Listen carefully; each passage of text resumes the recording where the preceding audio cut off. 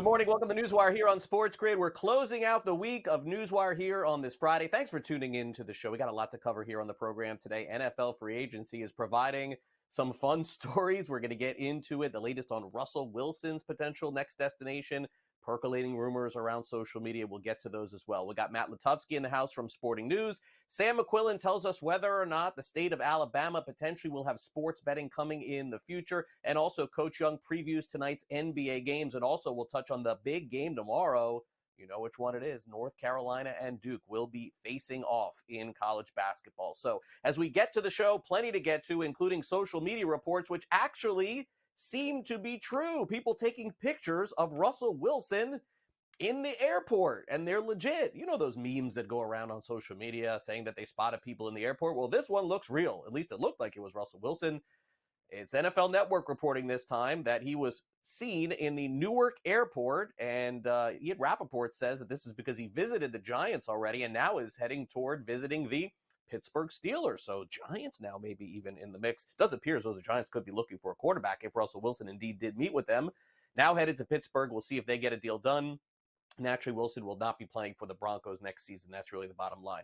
Now, there are a lot of extensions and a lot of signings going on in the National Football League over the last 24 hours. So let's get to those real quick. Then we'll get to the current status of the NBA, college basketball, and of course, Major League Baseball as well. Chicago Bears are keeping Jalen Johnson and paying him a lot of money. 4 years, $76 million, $43 million guaranteed in the signing, $28 million in the first year of it. Incredible deal for Jalen Johnson as the Bears are trying to right the ship and potentially figure out what to do with their next quarterback. But as of right now, Jalen Johnson is staying. Now, as far as the Los Angeles Rams are concerned, guaranteed contracts are definitely in their stratosphere as well. Kevin Dotson, who has been so important to Matthew Stafford at guard, has signed a 3-year, $48 million contract, and he got $32 million guaranteed. So big money for him as well. The Chiefs and linebacker Drew Tranquill, 3 years, $19 million, $13 million guaranteed. Justin Simmons has been let go for the Denver Broncos. Third-round pick in the 2016 draft. He will find work quickly. And also Darren Waller, who's had a lot of injury issues over the last couple of years with the Raiders and the Giants, hasn't decided on what to do potentially with his future, but says that he will end up making a decision soon. Meanwhile, in case you missed it yesterday on Coast to Coast, it is an intriguing decision that Russell Wilson has to make. Now, we have some more information on this now, naturally, with him visiting the Giants and potentially visiting the Steelers. But the guys discuss what Russell Wilson could potentially look like with an opening with the Las Vegas Raiders. I think the only place that he would walk in and there would be no one in the building that would have, earned the right to even be in a competition with him, it's probably the Raiders, right? So they have Aiden O'Connell on the roster. They are not super well positioned to take a quarterback in the draft. I mean, obviously they could do it. Penix, Knicks, if they really wanted to go that route. They kind of have some ammo here or there. There's been rumors that they are actually one of the mystery teams interested in J.J. McCarthy. But I think he probably would walk in, and if the quarterback room was Aiden O'Connell and Russell Wilson, they probably would go with Russell Wilson. Have not heard anyone throw this out because of where they are picking in the draft. But wouldn't it be classic Patriots to trade back with whatever team wants Jaden Daniels or J.J. McCarthy, trade back to 11, 12, whatever, and then end up with Russel Wilson as the starting quarterback for them in the next season? I definitely think that is possible. We've got Russell Wilson in the mix with several teams right now, as it would appear. Maybe by Monday we'll have some resolution there. All right, we were told once upon a time that there would never be any college football on Friday night because they're going to honor high school football. Well, I guess those days are gone. Fox has announced that they're going to broadcast weekly college football games on Friday night in 2024. So much for that. Pepperdine crushes Pacific by 59 points in the WCC tournament, 102-43 the final there. Unfortunately for Mike Davis, the head coach of Detroit Mercy, his time coaching the team is over, and this is what happens when you go 1-31 over the course of the season. Yikes. Also, 5-star recruit Liam McNeely decommitted from Indiana after the announcement that Mike Woodson is staying at Indiana in the future. Now, we got some breaking news in the NBA as well. Karl Anthony Towns indeed is going to undergo surgery for the torn meniscus that he has in his left knee. He'll be reevaluated approximately in a month, and he could return for the Western Conference playoffs. So bad news with maybe some good news attached at the end. We'll see on the recovery time for Karl Anthony Towns. Meanwhile, last night in the NBA, a huge game again for Anthony Edwards of the Minnesota Timberwolves. 44 points and a block at the end of the game to secure the win over the Pacers. 113-111, the final there. OG Anunoby has been cleared for contact. He is now day-to-day, hopefully back in the lineup with the Knicks soon. Meanwhile, Hawks' Jalen Johnson, he is out tonight in the game against the Memphis Grizzlies, so adjust your sports betting accordingly. And also officially announced the Phoenix Suns will host the 2027 All-Star Weekend. The Warriors are hosting in 25, and Los Angeles is hosting in 2026. That's the latest there. In baseball, we've got a new contract extension getting ready to be handed out. It is to a player this time on the Boston Red Sox, probably their top starter going into the season, Brian Bayo. 6 years, $55 million with a 7-year club option. Had a nice season last year with 132 strikeouts in 157 innings. Cubs prospect Caleb Killian going to be out until July. He's got a strain in his right shoulder. Craig Counsell made this announcement yesterday. Caesar Sportsbook has extended their partnership with the National Hockey League, and more sports betting and partnerships headed their way as well. And the Hurricanes right now are getting Jay Gensel from the Pittsburgh Penguins as the trade deadline in the National Hockey League is upon us. 52 points in 50 games this season, including 22 goals. That's the very latest that we have for you in terms of news, notes, headlines as well. Also, don't forget, plenty of news coming up this weekend with the National Football League's free agency getting ready to open. So for those of you who don't yet have the SportsGrid app, now would be a really good time to download it and open up your phone, scan that thing you see right there on your screen. It's a QR code. You've been used to doing this by now. Just scan it for iOS or Android. The app is completely free. It'll tell you about all the latest odds, news, notes, information, shows that we have here on SportsGrid, giving you the schedule as well. It is the SportsGrid app, brand new and improved and ready to download right now. Well, the news is out there on social media, and it looks to be legit. Russell Wilson is visiting several teams in the National Football League, and it appears as though the first 2 stops for him, according to the NFL Network, and ESPN is reporting this as well, is the New York Giants, and then, can you believe Russell Wilson could be possibly wearing the black and gold next season for the Pittsburgh Steelers? Those seem to be possibilities. We'll explore those coming up next. Matt Lutovsky joins us from Sporting News. We'll also go over the latest contract extensions in the NFL. Don't go away.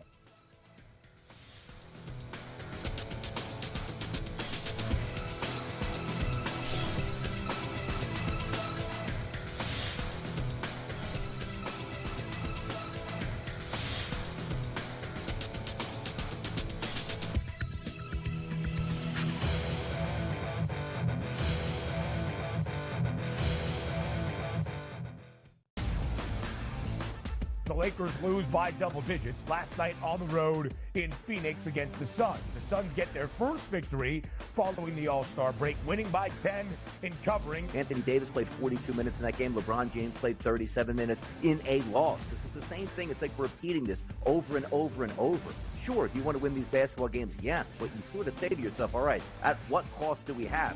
The Early Line, only on SportsGrid. The Bostonian versus the Book. In the Big Ten, it's the same thing. No offense to you guys. This feels like the Penn State rule. This feels like this is the guaranteed Penn State to get in. We need to find a way to let them in because they can't beat Michigan. They can't beat Ohio State. But if we make them a third, they get in. Third, this is the Penn always State going to rule. be better than the West half. Yep. That 1 year that Lightning in a Bottle catches on the West half, we'll let them in too because they'll bring people. The Bostonian versus the Book. The Brooks are treating the Celtics 4 points better at minimum than maybe every single team in the NBA. And so far, I believe they've covered every game since the break. The Celtics' strict goal here, anything less than a finals appearance and a finals championship is going to be a failure for the Celtics. They got all the pressure in the world across the board here. Game time decisions, only on SportsGrid. Laying points on the road in college basketball is an absolute landmine. I would not do it. I won't do it the rest of the year. I'm done doing that because it just consistently loses. I mean, 3 possessions in a 9-point game in which the opposition now is the clock, not the actual team you're facing, right? Right. And these guys are taking up shots. I mean, it's just like, that's why it's the NBA. In-game live, prime time, only on SportsGrid. It's smarter to be on SportsGrid, your 24/7 sports wagering network. The early line. Magical and historic season in Lincoln, Nebraska continues. He is the best player in the NBA, but also in the biggest moments where the national media is watching. NewsWire. Something that we have never seen happen before with one of the iconic coaches in the game. Pharrell coast to coast. The team covers. It's automatic. It's every time. Not sometimes. It's every time. Game time decisions. Luka is actually far more dangerous from 3 on the road this year than at home. This game here tonight, you may want to consider taking as many points as humanly possible. In-game live, prime time. We got not 1, but 2 coaches fired systems in place. Sports Rage This Late sort of Night. has letdown written all over it. It's going to be hard to match the emotion that they played with the other night. It's smarter to be on SportsGrid.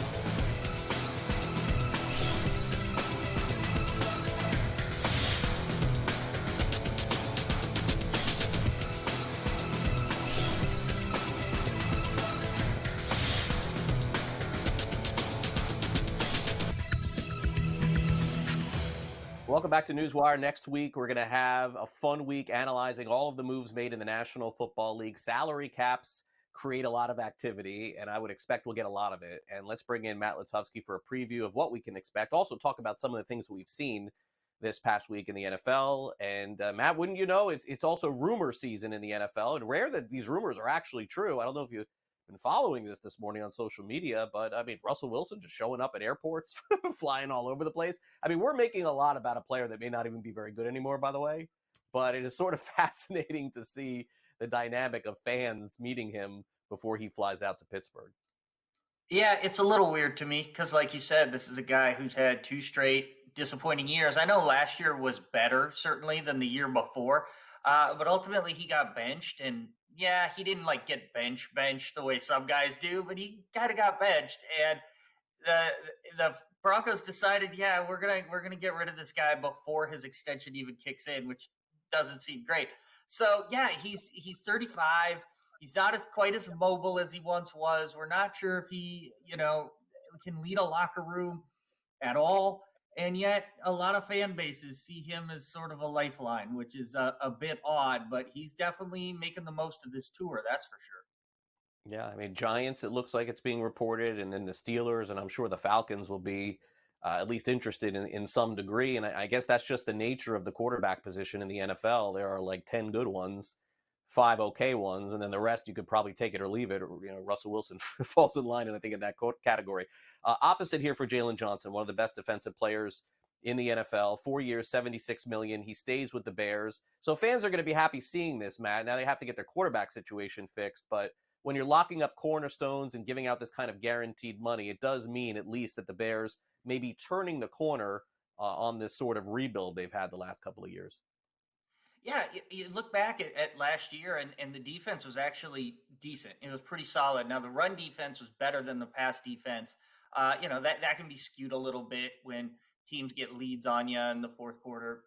They focus on some different things. But nonetheless, the defense wasn't the big problem there, or at least maybe the majority of the problem. And he was certainly the brightest spot on the defense. And then they made that move at the deadline to bulk their pass rush. So, yeah, I think that with the talent they currently have there, with some of the draft assets they have, this could be a very solid defense, depending how they deploy those draft assets and whatever else moves they make. And certainly locking him down was a big start to that. And, they play in a division where you have some really good young receivers. You have Justin Jefferson, Amon-Ra St. Brown, and the Packers look like they're going to have one of those guys for the Packers, those young guys. It looks like he's going to work out and be pretty good. So, yeah, you need that. You need that type of player in that division at the very least. and they got a good one, and it made sense what they did, locking him down, getting it done relatively early. And they're going to be, they're the team everyone's waiting for to make the big move, of course, in to kick off this with a trade. And then we'll see what happens after that. And they're in pole position in the draft. So yeah, the Bears are sort of, the key here to this whole thing. And they made one of their moves early, and I think it was smart for them. Yeah, good player there too. Tyrann Mathieu has been around the NFL a little bit now, and kind of been on some different teams. And I think people maybe a couple of years ago, Matt, thought that maybe this was not going to be a productive player, but wouldn't you know, he really kind of found himself with the New Orleans Saints. And after another good year last year, they extended him, guaranteed $13 million on a 2-year contract extension. Remember him coming out of college, just how amazing he was. I would say that he probably initially didn't live up to those expectations, but he's making the most of his career. There's no doubt about that. Yeah, absolutely. And I think that, that's home for him, and he's making the most of it. And he's just one of those players you love having on your team, just a smart veteran. He'll do whatever it takes, and he will anchor that back end of your defense, and you don't totally need to worry about it back there when he's back there. So yeah, very good player. I think a smart move for the Saints. They're another team that has to be smart with their money, and getting him on that extension just makes sense for both parties, I think. Now, the fascinating part of what's to come in the next week is free agency, along with these players who have the franchise tag attached to them. Now, part of this means the player could potentially come back and play with the team, but I'm going to guess of the players that we're going to discuss here, there are going to be a couple that the team is just protecting so they can then trade them, Matt. And I wonder your opinion on who that may be among some of these players. T. Higgins, Michael Pittman. Colts GM said Pittman's going to be on the team this year, so maybe not him unless we're not getting the truth there. Josh Allen, great defensive player. L'Jarius Sneed, fantastic for the Chiefs last year. Antoine Winfield, Brian Burns, and Justin Madubuike of the Baltimore Ravens at defensive tackle there. So my guess is a handful of these players, Matt, end up back with their teams this year, and I think others may just be on the move. What do you think? Yeah, I think Burns, I think Sneed are probably gone. I mean, obviously the Chiefs would love to keep Sneed. I just don't know how they do it and keep Chris Jones. That just seems like too tall an order. And if you have to choose between one of the two, I think you're going to take Chris Jones. And Burns is good as gone. I think it's going to be tough. So yeah, I think Pittman and Allen will be back for sure. I would say that the Ravens and Bucks are going to try to work out deals with their guys, or just bring them back and then work out something next year. Higgins is the one that's really up in the air, because the Bengals have said, yeah, we want to keep him, and they've said all the right things. And I just don't know. It just seems like he's a guy who has value. Everyone's looking for a prospective number one wide receiver. If they don't have a, no doubt about it, number one wide receiver right now. Can he be a number one? I don't know. He's kind of that 1B type guy, 2A, but he's a very good receiver. The Bengals are going to have some money issues here coming up soon, and they're going to have to make some decisions. Maybe they do it one more year with him, but he probably won't be long for the team after that, so they might try to make the move this year. Yeah, I would agree. Now, the players that were not tagged, and we're going to be talking about next week, no question, are the players that you're going to see next on your screen here, and that is Baker Mayfield, who I'm guessing will end up back in Tampa Bay, although that's no guarantee. Saquon Barkley probably has a new destination. Same with Josh Jacobs, Calvin Ridley, Chris Jones, who we expect to go back to KC, Christian Wilkins. They're saying all the right things about him going back to Miami, although I don't see that. And then Xavier McKinney as well. So when you look at this list, Matt, is it that simple? Do you think I laid it out there for you, which is Mayfield back to the Bucks, Barkley, Jacobs, Ridley, and new teams, Jones with KC? I think I'm doing the work for you here. I'll let you go ahead. How do you think that this plays out? No, I think you're right. I think Mayfield probably back to the Bucks. I think the Patriots maybe are dark horses there. Of course, they have that 3 pick, so they can sort of decide what they'd rather have, whether they want one of the quarterbacks or want to go that veteran route. But certainly it sounded like Mayfield wants to go back to Tampa, and they want to bring him back. And I think Chris Jones will be back in Kansas City. A lot up in the air for that team, but man, Jones is just such a key to that defense. We saw last year in the opener how much that defense sort of needs him. The rest, though, I do think will be on new teams. And there's just going to be sort of a running back shuffle. There's so many big name. I'm going to say big name running backs that are out there. The fantasy players might be shocked at some of the running backs who change teams and the relatively paltry contracts some of them get. and they're just going to be swapping teams. But that's kind of how it goes in the NFL. And different teams, like a guy with a different fit, we got a different scheme. We got new coaches this year, so we want more of a power guy. So yeah, I think there's going to be a lot of a carousel there with those running backs, and I think some of those defensive guys too.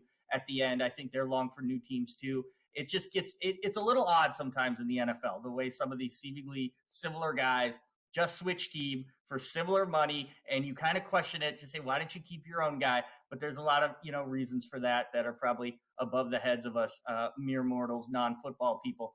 But yeah, it's going to be a really exciting offseason, and certainly a lot of big names. How much impact that ever has is always sort of tough to gauge sometimes, but the names are going to be big. That's going to make it more fun. And like you said at the onset of this, it is rumor season officially. Yeah, definitely getting started this morning with airport pictures. Matt, thanks for coming on NewsWire. Have a great weekend. All right, you too. All right, coming up next, we get into the launch of sports betting in North Carolina. Sam McQuillan joins us next.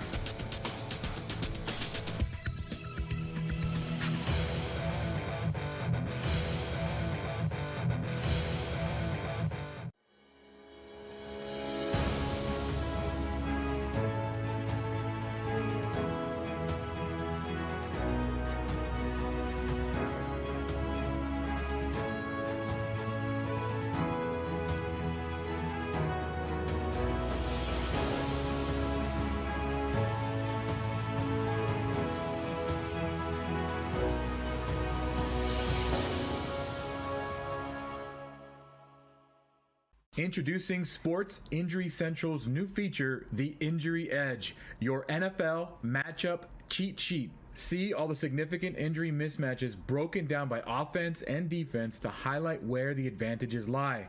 All for only $2.99 a week. How can you even consider making a bet or setting your fantasy lineup without knowing the injury mismatches? Go to sixscore.com today and get this week's Injury Edge.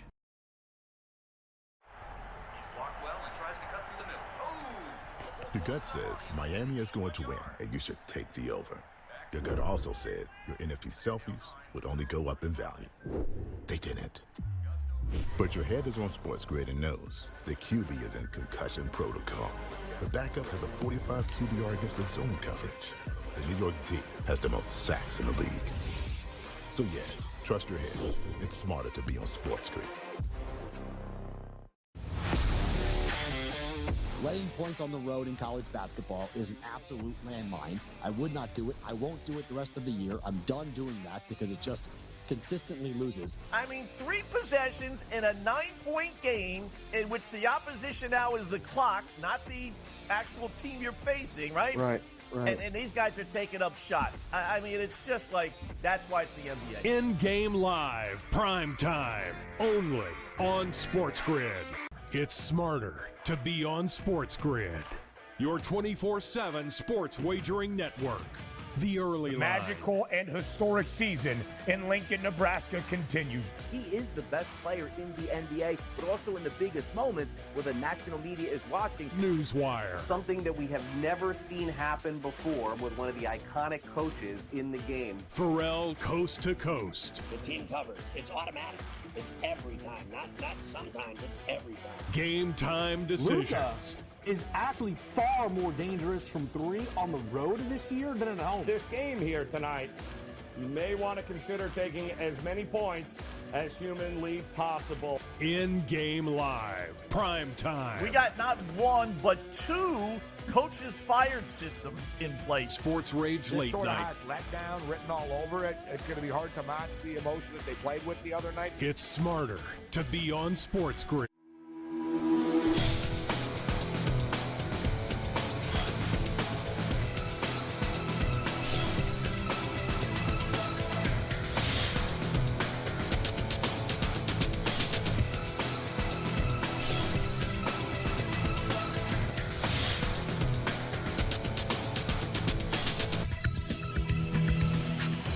Welcome back to Newswire. We close out our week of guests from Legal Sports Report with Sam McQuillan, who joins us now here on the show. We'll get into the latest in Alabama, but naturally here on SportsGrid and over at Legal Sports Report, Monday's a very big day for people who cover the business of sports betting because North Carolina is getting ready to go online and legalize sports betting. So let's bring Sam on.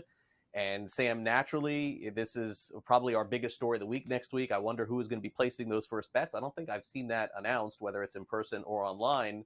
But we focused this morning on another market that is opening up here for DraftKings. So let's begin there. What kind of plans do you think they have initially?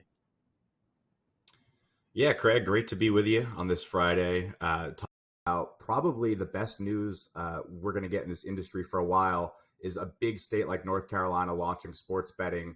If you look at the calendar and the other states left, there's really nobody else who seems anywhere close to actually not just legalizing it, but getting it off the ground. And North Carolina is obviously a pretty big state. There's some pretty big college basketball there and sports in general. So it's an exciting time for the industry. Companies like DraftKings are gearing up for Monday when they're going to have their online sports books. And if you're in the state or even around the Carolina area, you've probably already noticed just a bonanza of sports betting ads and promos that flood states whenever this happens. And really when most of the companies have been hoping to pass iGaming legislation, they can kind of focus on this last sort of online sports betting thing for this year. So as part of DraftKings' plan, they're going to be at the NASCAR Hall of Fame Monday, and that first bet will be made by none other than Greg Olson, the former Carolina Panther tight end, who now, I believe, does some sort of sponsorship content for DraftKings as well. The reason it's going to be at the NASCAR Hall of Fame is, like some states, North Carolina has this provision, which essentially means you have to go through a licensed sports entity or team in the state. So you have other companies like FanDuel who have actually partnered with the Panthers. So kind of funny, you have FanDuel partnered with the Panthers, but Panther legend partnered with DraftKings. It's sort of just, a swap of all these different names and faces. But it's going to be the 27th state for DraftKings, which is obviously very big. Only FanDuel, I believe, is in more states. I think they're in 28. So they expand their presence. Obviously, those have been the top two players here.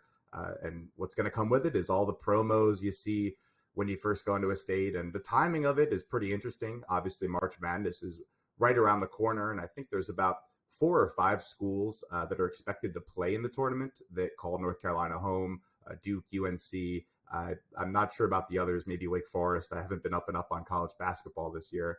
And several of the rounds will be played in North Carolina as well. So you'll have people at the tournament seeing the betting ads that come when the state launches and, having college basketball right there. So I'm really interested to see what happens with, just how much is bet on college basketball in the state.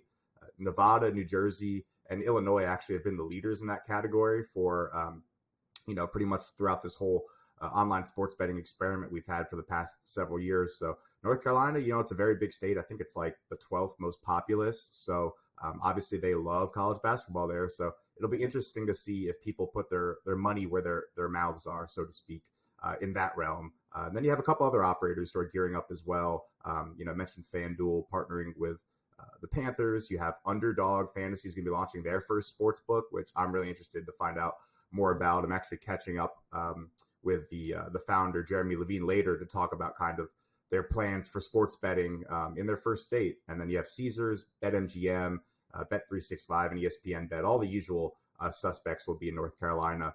Also pretty interesting that you don't have some smaller books who try to get in there. I think that kind of shows you where we were at a couple of years ago when you had, like 30 people or 30 different entities clamoring for a state like New Jersey. Now you only have about 8 in a state like North Carolina, which is still pretty big, but, less interest from less folks. Yeah, I think North Carolina has done it exactly the way that they should, ahead of March Madness, ahead of the conference tournaments. You mentioned it, Duke, North Carolina, NC State, Wake Forest.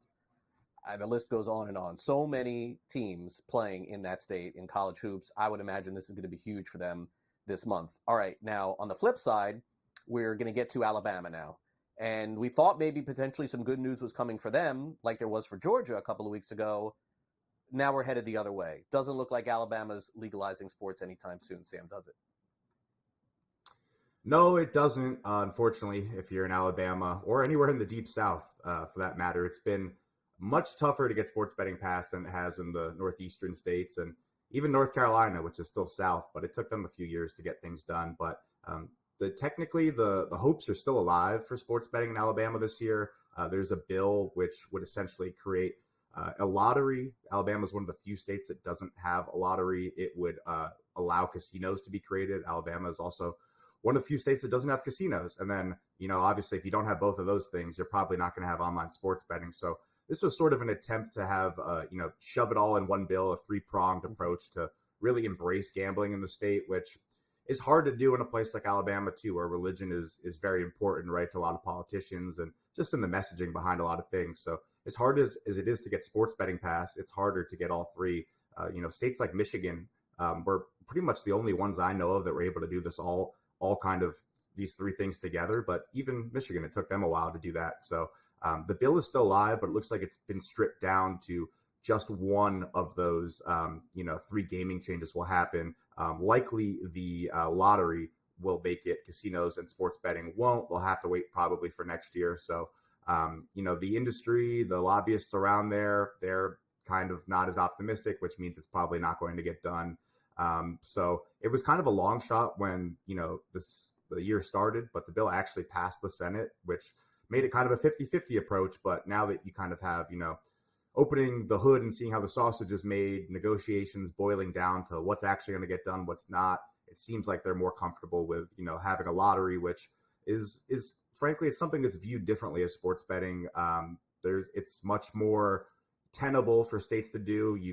It's been a part of the American tradition for a long, long time. It's not viewed in the same way, maybe for right or wrong, to have the kind of the same problems of problem gambling where you can just unload, money into your phone. You have to go physically, in most cases, buy a ticket. So I would say that that's, a good thing in the sense of it's moving them towards that realm or idea where they're embracing gambling more in the future. But the bad news, is it's just not going to be this year.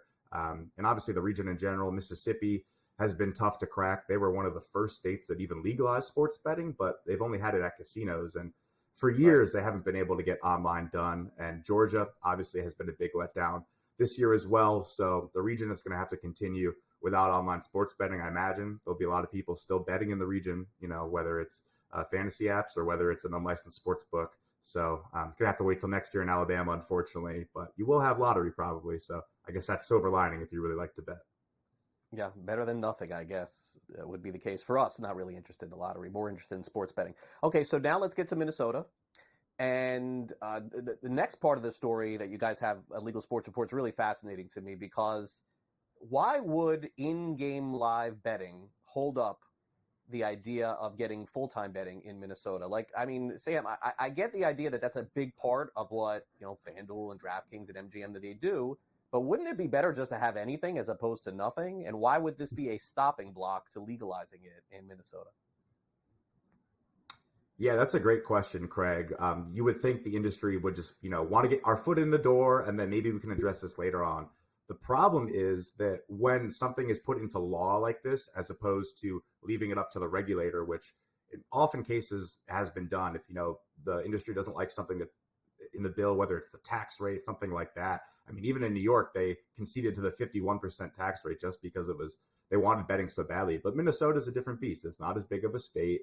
And the regulators wouldn't be able to really fix this after it got passed. This would keep it like this forever, making Minnesota the only state where live betting is prohibited, which is when you look at the industry, it's just something they were not willing to concede. The lobbyists, they're not willing to concede.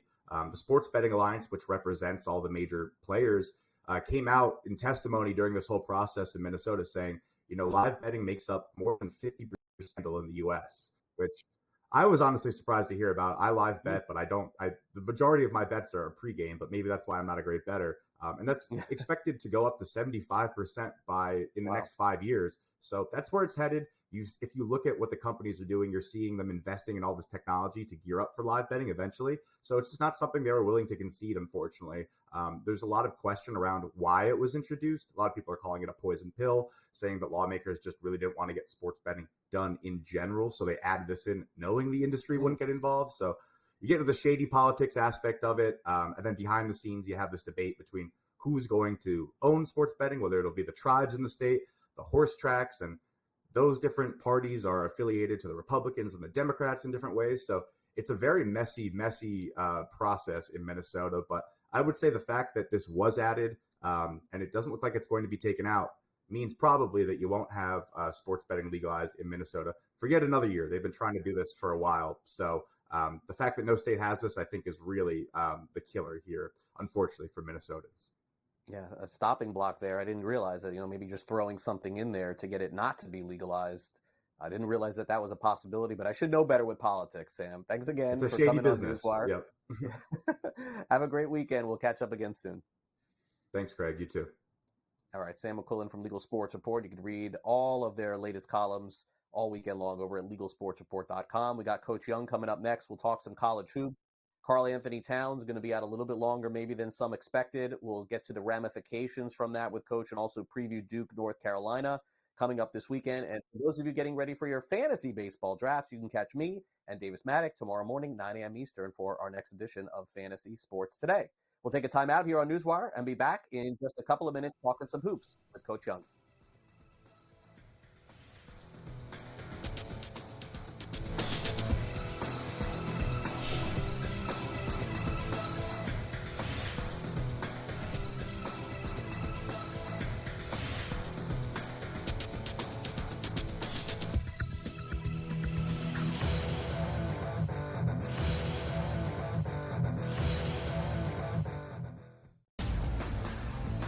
The Lakers lose by double digits last night on the road in Phoenix against the Suns. The Suns get their first victory following the All-Star break, winning by 10 and covering. Anthony Davis played 42 minutes in that game. LeBron James played 37 minutes in a loss. This is the same thing. It's like repeating this over and over and over. Sure, do you want to win these basketball games? Yes, but you sort of say to yourself, all right, at what cost do we have?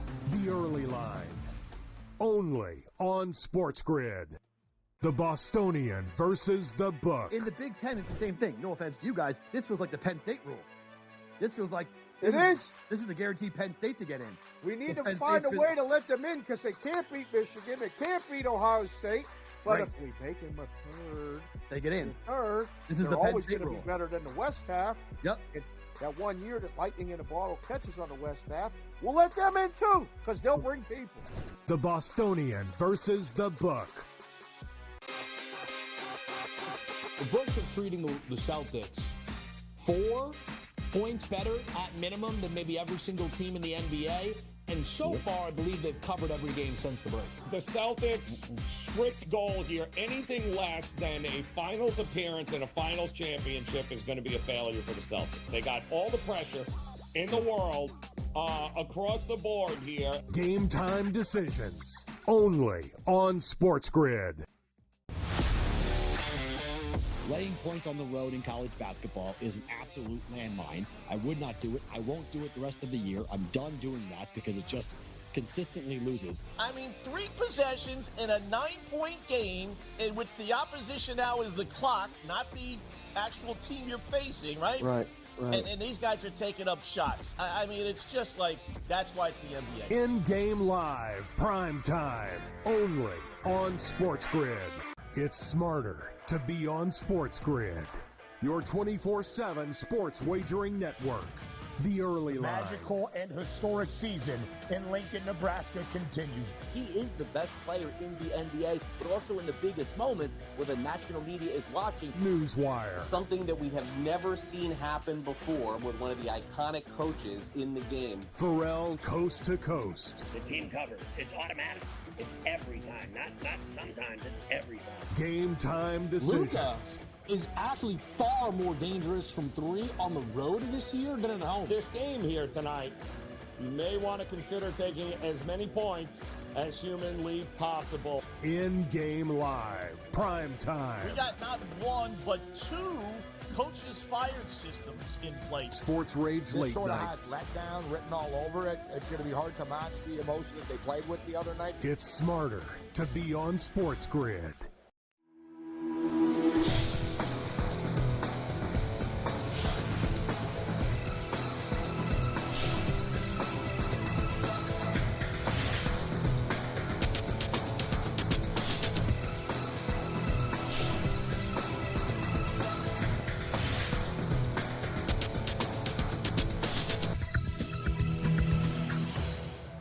Well, good to have Coach Young in the house because we've got a lot to get to with everything happening in the NBA and also a huge slate of college basketball games tomorrow, including the big one between North Carolina and Duke, which is always must-see TV or radio or sports betting. It's always two of the best games of the year between those two teams. Coach, great to have you back here on NewsWire. We got some NBA, though, to hit on first, and this big injury to Karl Anthony Towns. It doesn't affect a lot of things probably for the Timberwolves over the next month, Coach, but you do have to wonder how effective he will be when he comes back. And this is like the season that the Timberwolves are having where not only are they looking like they're going to make the postseason in a big way, they could even make a little run here, but they're going to need him. Yeah, they are going to need him. And obviously with him going down with this knee injury and being out for, some time, maybe he comes back during the Western Conference playoffs, it really changes a little bit of the dynamics for a Timberwolves team that is really overachieved, folks. If you look at their odds, are now at 13-1 on FanDuel to win the Western Conference. So you already saw the movement, right, Craig? You saw the movement, the fact of them moving back. And it's because Minnesota secretly became one of the best defensive teams in the NBA. What it did is it allowed, between Cat and Rudy Gobert, they kind of figured it out, how to play together. It was a struggle last year. Cat missed time, and there is injury concerns with Karl Anthony Towns. Of course, he missed a bunch of games last year. So now you have to figure out what you do offensively, right? Mm-hmm. Gobert picks up more of the slack. You have to look at, obviously, like a Kyle Anderson going into the starting lineup. He picks up a little bit more of the slack. Jaden McDaniels. But you're really taking your number 2 scorer and an effective stretch 4 guy, and you've now hamstrung your team a little bit. So there definitely is movement in the proper direction with Minnesota. I just think that makes them more vulnerable. But it'll be interesting to see how they play down the stretch of the year. A Minnesota team that strength of schedule coming into today is 12th hardest in the NBA. Yeah, no, it's been a tough year for a lot of players. Some of the big stars getting hurt a lot in the NBA this season. Maybe no bigger than Evan Mobley, who's been fantastic. Also has missed some time, though, over the course of the season. Looks like he's going to miss some time again. Unfortunate injury, Coach, for a team very similar, I would say, in the sense to Minnesota, where, Cleveland's been to the playoffs, but another team that you kind of felt like was ready to make that next step. They're going to need him back, I would assume, before the playoffs begin. You know what? I'm going to say something that's not a popular take. I am not a big fan of Evan Mobley and Jared Allen together. I think that they're the double-barrel, too big system at the 4 or 5 in NBA. I don't think it works. I think it becomes more of a stretch 4 and a 5. And as great Evan Mobley is defensively, he kind of hamstrings you a little bit offensively with the fact that he can't step out and shoot the ball. So now when you look at a team like Cleveland, which is tied for second, what that does is you probably move Dean Wade into the starting lineup. You have George Niang. That may actually work, folks. I hate to say this. Better for Cleveland because now they could stretch the floor a little bit with someone like Wade, someone like Niang, guys that could shoot the ball. Now, they're going to suffer defensively. So maybe team totals you look at, teams that go against Cleveland, maybe to go over because maybe they're going to not take into account the injury concerns. But as regards to them making a run in the East, I didn't see it before the injury, and I don't see it after. All right, fair enough on the case of the Cleveland Cavs. Now, the odds makers tonight because of these injuries clearly are at a stopping block for this game tonight. Right now, and this could change a lot, but the Cavaliers are just 1-point favorite tonight against Minnesota. They're at home, 207.5 Minnesota with that huge win last night. Maybe that factors in here on the back-to-back, Coach?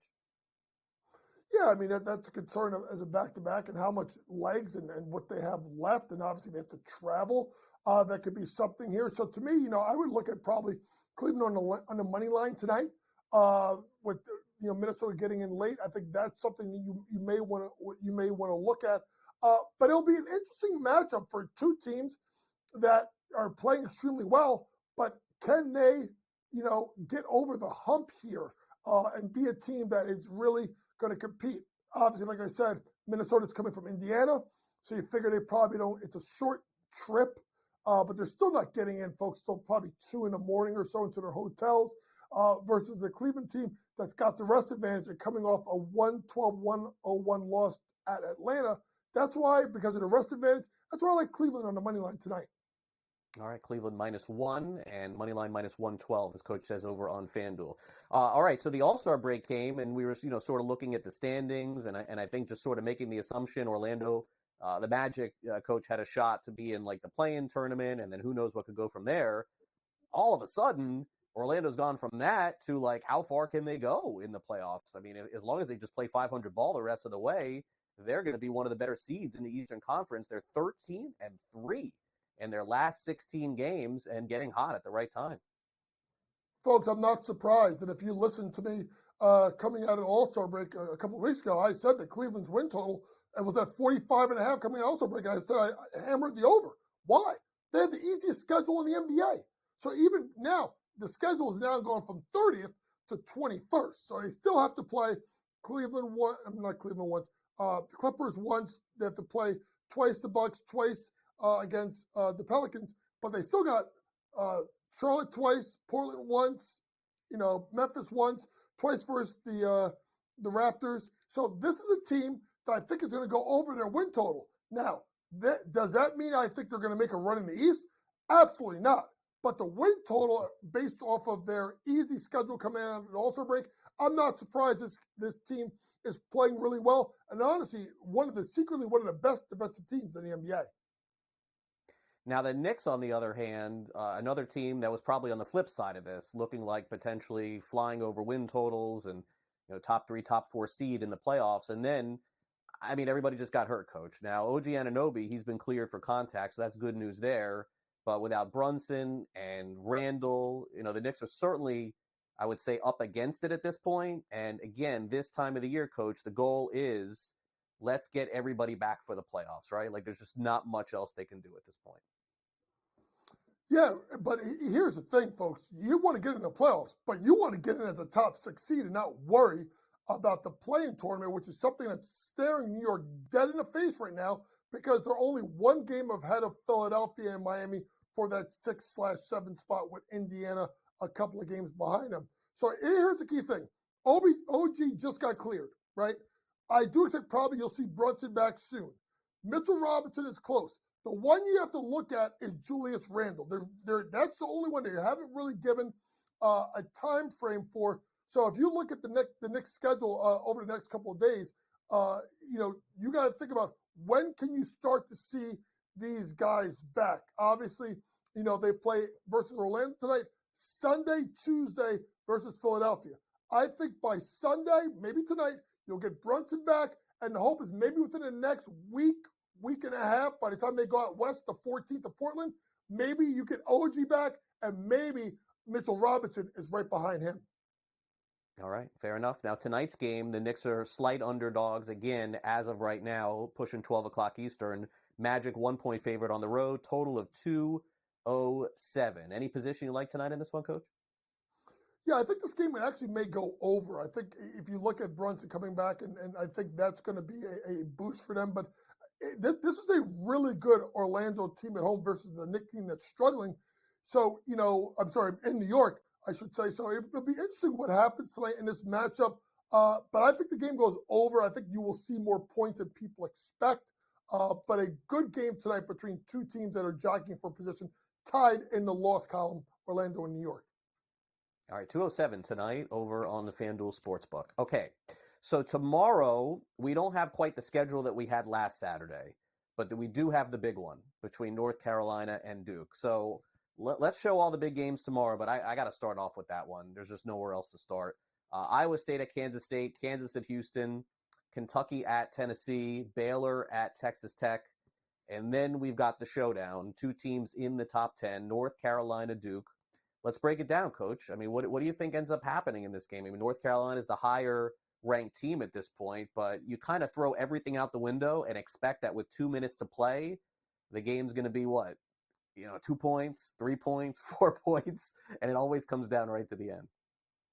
Yeah, it's going to be a fantastic game. And obviously, people know that this has always been the case, that they always end the regular season with this matchup. And obviously, they flip-flop where the games are played. But to me, I do lean North Carolina. I just think they're a little bit more consistent than Duke. Duke has been up and down. Remember, they even lost at home to Pitt. So I think this is a big match for Duke and big match for both teams that are really jockeying for position. I think the winner of this game could have a solid claim for a 2-seed in the NCAA tournament, and you want to see where that 2-seed is. You probably want to see, hopefully, if you find a way to get up to that highest 2-seed, which would probably be, Arizona, Tennessee is probably that one. You probably want to line yourself up there because you want to try and stay away from the one line of being Purdue or UConn or Houston. So I think that's a big game. But, Craig, there are a lot of other, games tomorrow that are really intriguing.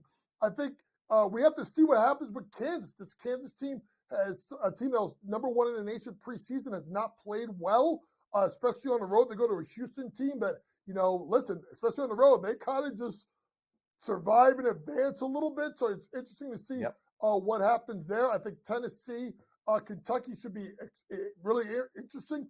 Does Tennessee try to slow this game down versus a Kentucky team that can run up and down? And Iowa State, a team that's really making a push to maybe make a Final Four, folks. They go on the road to a tricky spot versus K-State. Iowa State 18-0 at home. Can they get themselves another big win, this time on the road? They are another team that's looking at possibly a 2-seed, depending how they finish up. Really fascinating games as we come down the stretch. Remember, folks, low to mid-major teams, they're in their conference tournaments starting already. The next week, folks, this is it. This is championship week. It's going to be so much fun in college basketball as we are, week and 2 days, I should say, from Selection Sunday, which I will be on with Ben Stevens for 3 hours of coverage. Yeah, afternoon basketball during the NCAA tournament and next week. So we'll have it covered for you right here on NewsWire. Before we go, Coach, you mentioned one thing that I wanted to ask you about. Baylor's at Texas Tech.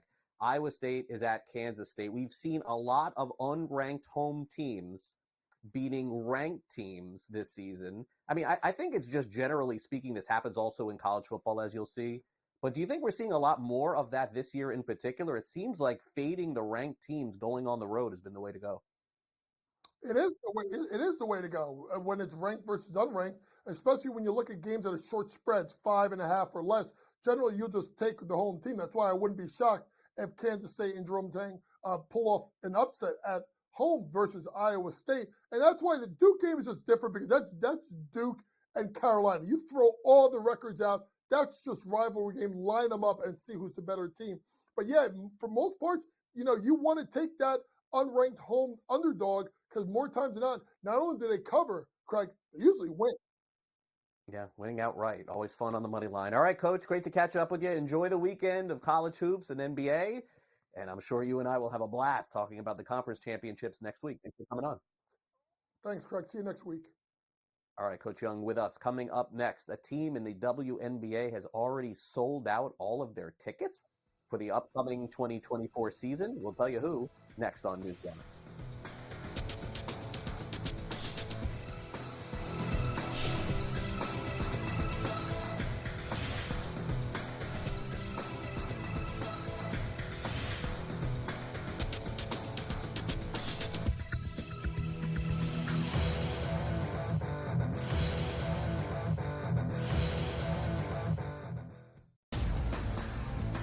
The Lakers lose by double digits last night on the road in Phoenix against the Suns. The Suns get their first victory following the All-Star break, winning by 10 and covering. Anthony Davis played 42 minutes in that game. LeBron James played 37 minutes in a loss. This is the same thing. It's like repeating this over and over and over. Sure, do you want to win these basketball games? Yes, but you sort of say to yourself, all right, at what cost do we have? The early line, only on SportsGrid. The Bostonian versus the Book. In the Big Ten, it's the same thing. No offense to you guys. This feels like the Penn State rule. This feels like this is the guaranteed Penn State to get in. We need to find a way to let them in, because they can't beat Michigan. They can't beat Ohio State. But if we make them a third, they get in. Third, this is the Penn State rule. Be better than the West half. Yep. That 1 year that Lightning in a Bottle catches on the West half, we'll let them in too, because they'll bring people. The Bostonian versus the Book. The Bucks are treating the Celtics 4 points better at minimum than maybe every single team in the NBA, And so far, I believe they've covered every game since the break. The Celtics' strict goal here, anything less than a finals appearance and a finals championship is going to be a failure for the Celtics. They got all the pressure in the world across the board here. Game time decisions only on SportsGrid. Laying points on the road in college basketball is an absolute landmine. I would not do it. I won't do it the rest of the year. I'm done doing that because it just consistently loses. I mean, 3 possessions in a 9-point game in which the opposition now is the clock, not the actual team you're facing, right? Right. And these guys are taking up shots. I mean, it's just like, that's why it's the NBA. In-game live, prime time, only on SportsGrid. It's smarter to be on SportsGrid, your 24/7 sports wagering network. The early line. Magical and historic season in Lincoln, Nebraska continues. He is the best player in the NBA, but also in the biggest moments where the national media is watching. NewsWire. Something that we have never seen happen before with one of the iconic coaches in the game. Pharrell coast to coast. The team covers. It's automatic. It's every time. Not sometimes. It's every time. Game time decisions. Luka is actually far more dangerous from 3 on the road this year than at home. This game here tonight, you may want to consider taking as many points as humanly possible. In-game live, prime time. We got not 1, but 2 coaches fired systems in place. Sports Rage This late sort of night. has letdown written all over it. It's going to be hard to match the emotion that they played with the other night. It's smarter to be on SportsGrid.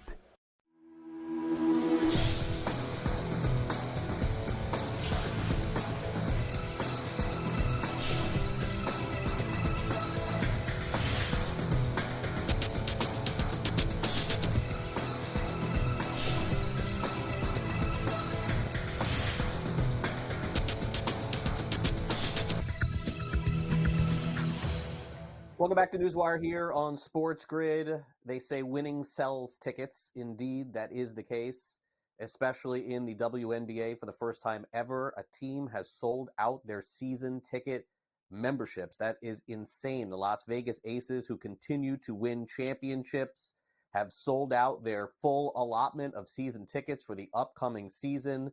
2 big takeaways from this. The first big takeaway, of course, is that the Aces are amazing and well-deserved to sell out those tickets. Good luck watching those games next year and trying to buy tickets in Las Vegas. And the second thing that we've learned from this very clearly, Las Vegas does love some sports, right? Like you get the Raiders are selling out.